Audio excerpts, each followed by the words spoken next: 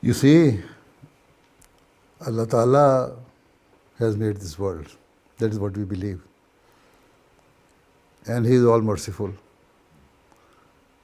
He is the provider and sustainer of His creation. He says in the Holy Quran that He is the one who provides food to the animals and to you as well.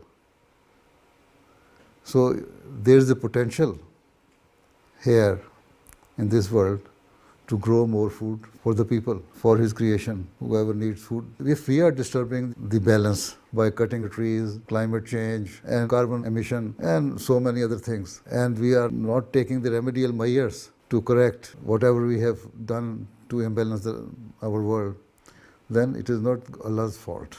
In Africa, there is a vast land which can be utilized for producing food for the world. There is a vast land in America even, in North America, South America, in Asia. If proper plan is made, and if we love each other, if we love our Creator and discharge our duty we owe towards each other, His creation, then there can be a consolidated plan and program to grow more food. We shall try not to let any person die of hunger. But here what is happening? That if we have excess food, we throw it into the sea. We waste our dairy product. We waste our agricultural produce instead of giving to the hunger-stricken people in third world countries.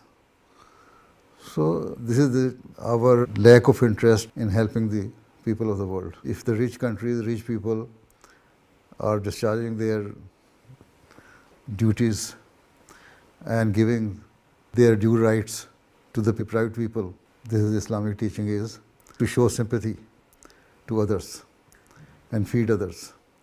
Islam doesn't say that there should be socialism. What it says that you must be careful in providing food to every person, to your neighbor. Islam says that your neighbor has the right. And the definition of the neighbor is it can extend up to the 40 houses. And neighbors are those who are working with you. Not only the neighbors living in your area or vicinity, but the neighbors who are working in your field, in your workplaces, in your factories. The neighbors are those who are traveling with you, right? So in this way, you can have a very wide range of neighbors. And if you are taking care of all your neighbors, then this is how you can save the world. Not only providing food, but also can create peace. You speak with great hope.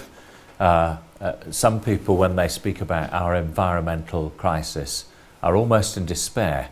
But you've emphasized if we love one another, we can save the world.